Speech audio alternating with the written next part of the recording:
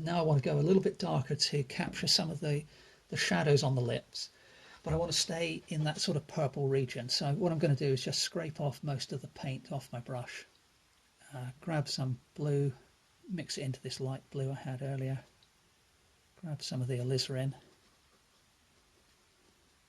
and that's not too far off where I was thinking of going. So let's see if this works. So what I'm going to do is take the shadow there and bring that down to here. And then there's a little bit of shadow which kind of gets cast across, the little bit of curved shadow cast across the bottom lip. And there's also a similar colour over here in this corner of the mouth. And down along the lower part on the right hand side of the lower lip.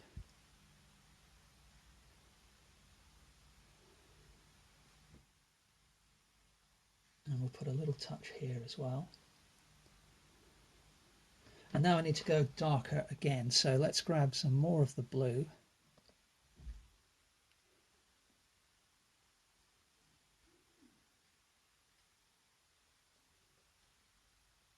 And some of the alizarin. That's perhaps too much, so we'll try and balance that with the blue.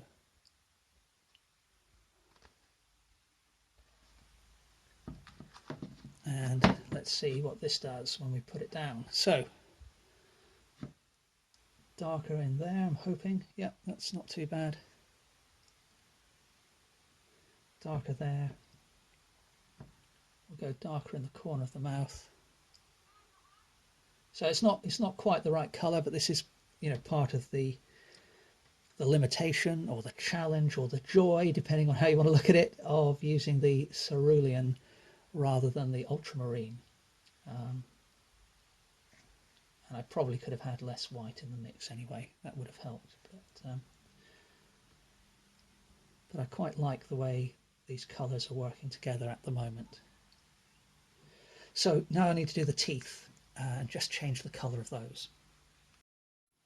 Now to depict the teeth, I'm actually going to start off with a very pale blue, and I've got some of that on my palette already. And that's going to be, I hope, the kind of shadow colour for the teeth, but it's always difficult to tell how well it's going to work until you put it on onto the painting. But the main thing to note here really is that when you're painting teeth, although everybody thinks of teeth as being white, you know, we all want white gleaming teeth, it's rare that they appear exactly that way, because they're typically, you know, in at the very least considerable partial shadow. So, you know, you don't want to paint them too brightly. Now there may be highlights on the teeth which are close to pure white, but you know, they certainly aren't pure white in totality. So now the lower teeth, I'm just going to try and capture the general line which is going up and to the left relative to the lip.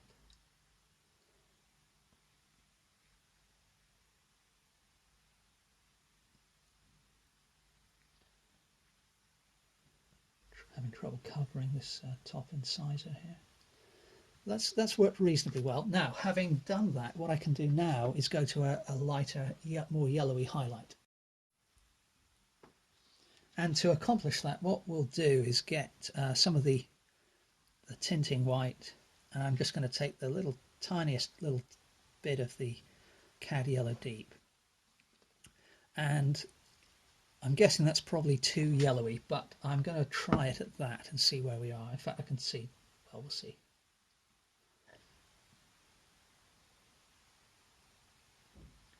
It's actually a lot better than I thought it was going to be, so that's always a pleasant surprise. But let's get a bit more white in there. And just put within those patches, I've just put down a couple of touches of highlight. So that's probably all I need to do for the teeth, I think. I'm going to while I've got that colour on my brush, just pick up a little bit more white, and I'm going to use that to strengthen part of the highlight here. If I can get it to...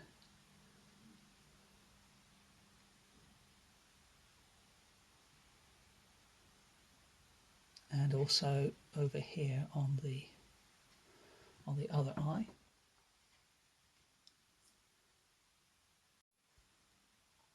Okay, well, I've left the filbert behind for the moment. I'm going to go on to working onto this scarf. So back to my 1/2 inch flat brush, grabbing some alizarin and a little touch of the cerulean blue, grabbing some of the tinting white, and I'm hoping this is going to be a reasonable shadow colour, basically, better than what I've got at the moment. So again, squinting at my reference, I'm just looking at the broad patterns of shadow. And that colour isn't quite right, but tonally it's not too far off. So my plan is, you see, I've got a lot of detail in the face now, and I want to have a reasonable amount in the scarf,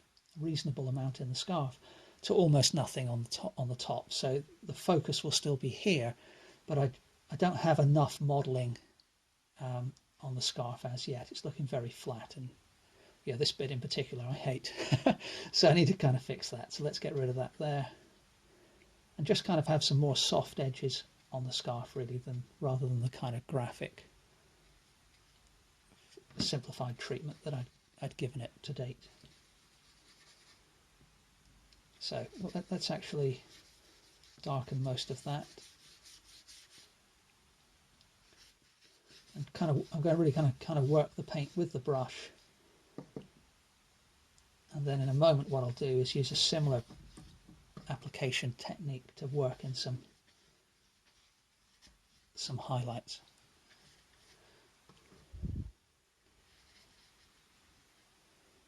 So it's important when you've got a scarf or a shirt, it's really important to ensure that it looks as though the collar is kind of going out and round and then disappearing in behind the head or the neck. So it's really important to pay close attention to the shape of the clothing in those areas. So the temptation psychologically, I think, is to kind of just forget about that bit, because it's not all that obvious at a glance, but in terms of making the thing more convincing, it's really is quite important. So okay, so that's not too bad. Next thing, let's top up that color with a bit more alizarin and a bit more of the blue. But now I'm going to add some more white, still the tinting white as always for this painting, and let's get a bit more,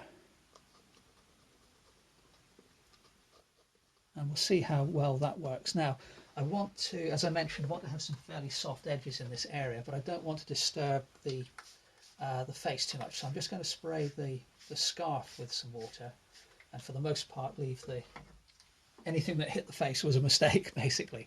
But it should be okay. So now again, squinting, things are fairly light here.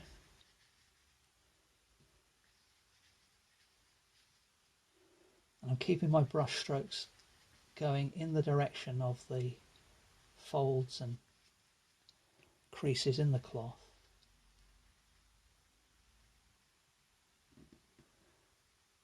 I'll do something similar down here.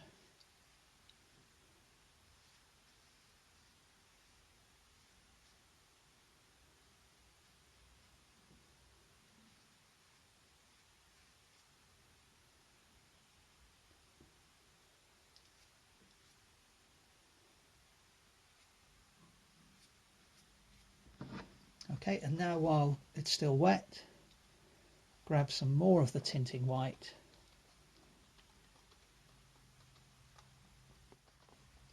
and we'll go lighter again. Again, I want to keep the surface active, so just a little bit of extra water there. And let's see what this looks like here. So I think I can probably afford to use that over here in the shadow side.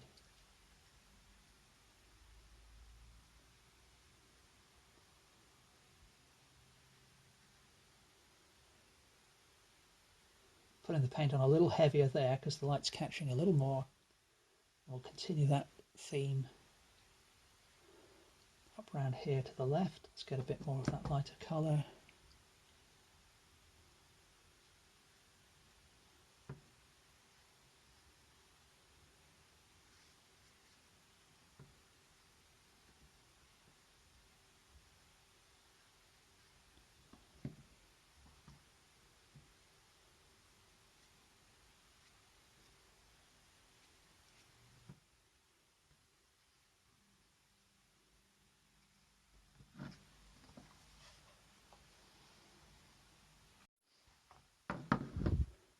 Probably bring some more of that up over here a little bit.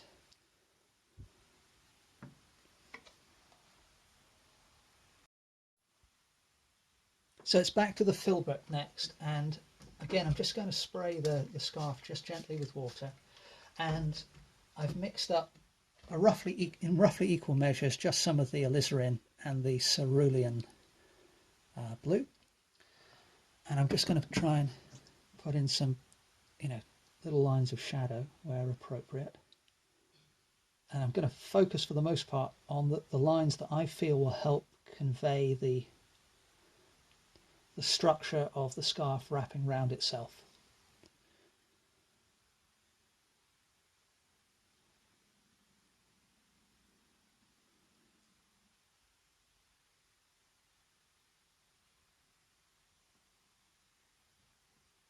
So as things get bunched up, as this branch of the scarf goes in behind this, I can put in some lines which are kind of in general converging towards each other as they disappear. So these, because I'm working wet on wet here, I'm having a little bit of trouble getting the paint to stick, but I want the soft edge, and as mentioned, I don't mind if this bit is kind of out of focus in a sense. So don't want to go too crazy with the details. You can see the paint's a bit drier there, so it went on a little heavier, but that's okay. Now the main area I want to focus on really is up here, where, as I mentioned earlier, where it goes in behind the neck. So let's get some dark shadow in there, and then it's even darker than I've got it really, but there's a bit which comes out there, comes along here, and it kind of tucks back in. And let's put a couple of little touches here where the scarf is resting on the jumper, and then on the other side of the head, it's much darker shadow there. It kind of extends in, so that's a bit too dark what I've just done there, but we'll probably get away with it, I hope.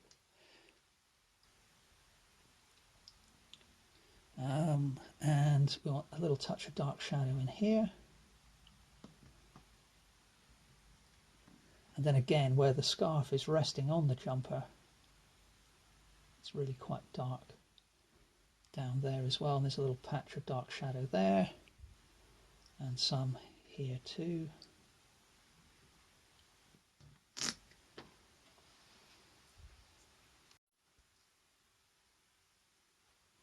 And we'll just put another couple of lines in there and there as well.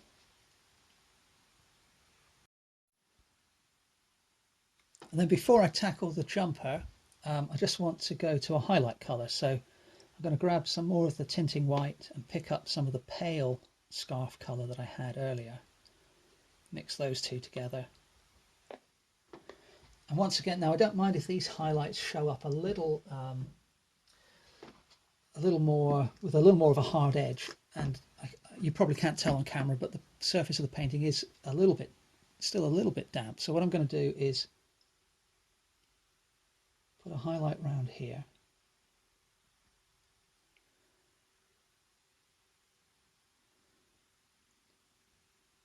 And some more on the left side of the scarf here. And then just above that dark line I put in a moment ago, put another sweep of highlight there.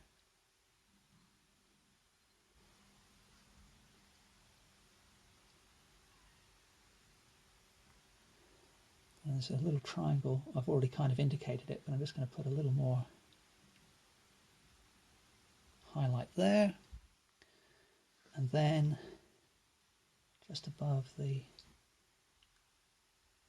converging dark lines, I can put a couple of little highlight streaks in. Then we'll do something similar here.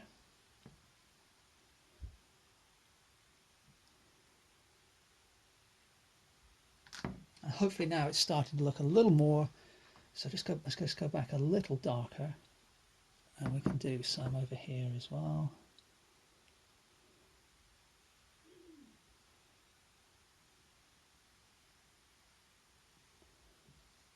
I don't like that bit.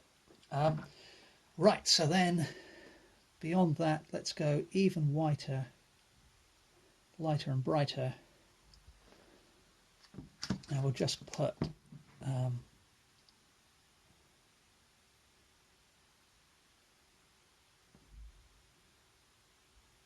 just a couple of flashes here and there. So hopefully that's starting to look far more 3D than it did. And again, I'm not overly concerned about the details. I just want it to look like it's wrapping around the neck. So let's start on the jumper now. We'll finish the jumper. So my plan for the jumper at the moment is to just strengthen the shadows on this side and enhance the highlights on this side. So with that in mind, I want to keep things pretty loose. So with that in mind, I've gone back to my 1-inch flat. I'm going to mix that into that kind of mid purple that I had there. Let's go into the darker purple as well. And we'll add just a touch of the Cad Yellow Deep. Maybe a little bit more actually. Just to bring that closer to a brown. It's gone a bit green, but I think that might actually be okay. So what we'll do, again, I'll keep the clear of the face and now clear of the scarf as well. So I'm just going to wet that side of the jumper, and I don't want to get absorbed by details or entranced by details. So I'm just going to put a line of shadow up here, and then keeping the paint on there fairly thinly. Some shadow down here. I'll go over that shadow I put down partly on to the right of the lower part of the scarf, and we'll just sweep in a suggestion of a crease in the jumper there. And then on the left side, I think, as I said, I just want to do some highlights, so let's do that. So to do that, I'm going to stick with the same brush, some tinting white. I don't mind going into a little bit of that very light pink I've got up here. I'm going to pick up the blue.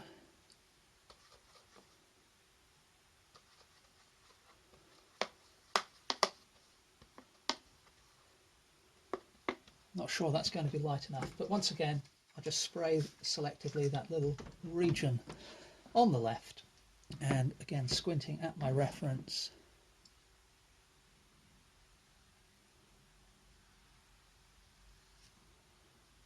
Again, that's not too far out.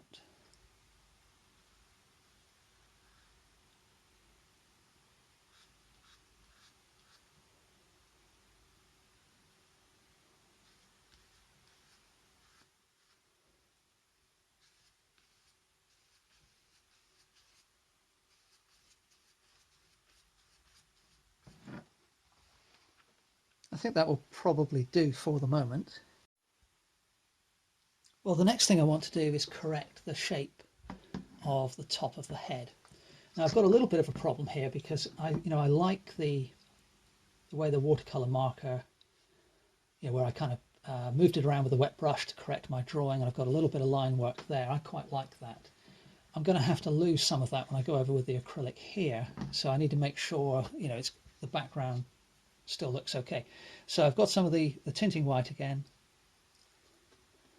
and let's grab some of the cadmium yellow deep and put that in. And that is actually not, it's actually closer than you would have, or I would have thought, to the background colour. So I'm going to put some more white in. Let's kind of blend those two together, and perhaps just the tiniest corner of the alizarin. And let's see how well that works in terms of refining the shape of the head. So on the whole, This bit here isn't too bad, but I just need to soften it there a little bit, and the main issue is here at the top, so I need to basically flatten the top of the head so that Martin doesn't have this rather unusual haircut that I've had going on for most of the painting. So I think that's not too bad. Let's keep going with that.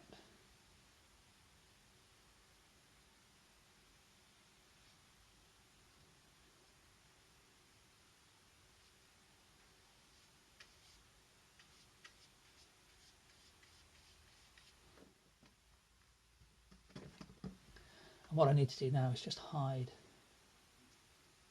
some of those darker lines which are showing through from the underlying dark paint.